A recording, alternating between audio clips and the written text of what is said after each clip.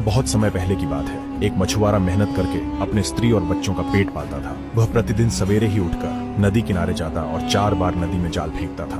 एक दिन वह नदी किनारे गया और नदी में जाल डाला। जब मछुआरे ने जाल खींचा तो उसे वह बेहद भारी लगा। उत्साहित होकर उसने कठिन परिश्रम करके जैसे ही जाल बाहर निकाला तो उसने देखा कि जाल में एक गधे की लाश फंसी थी। वह उसे देखकर निराश हो गया। उसका जाल भी गधे के बोझ से जगह जगह से फट गया। उसने 2 बार संभाल कर फिर से जाल नदी में फेंका। दोनों बार उसमें सिर्फ मिट्टी और कीचड़ भरा मिला। विवश होकर वह रोने लगा, क्योंकि इसके अलावा उसका कोई व्यवसाय नहीं था। उसने चौथी और अंतिम बार जाल फेंका और खींचा तो उसे जाल भारी लगा। जाल बाहर निकालकर जब उसने देखा तो उसमें एक रहस्यमयी पीतल का एक बर्तन था। उसके भार से वह समझा कि इसमें जरूर कुछ बहुमूल्य वस्तुएं होंगी, क्योंकि उसका मुंह ढक्कन से अच्छी तरह बंद था। मछुआरे ने रहस्यमयी बर्तन का ढक्कन खोला और झांक कर अंदर देखने लगा, परंतु उसे कुछ नहीं दिखाई दिया। तभी उस बर्तन से जादुई धुआं बाहर निकला और नदी के ऊपर आकाश में फैल गया। वह धुआं सिमटकर एक जगह इकट्ठा हुआ और उस धुएं ने विशालकाय दैत्य का रूप ले लिया। मछुआरा घबराकर भागने लगा, लेकिन उसने सुना कि दैत्य हाथ उठाकर कह रहा है कि हे भगवान, मेरा अपराध क्षमा कीजिए, मैं कभी आपकी आज्ञा का उल्लंघन नहीं करूंगा।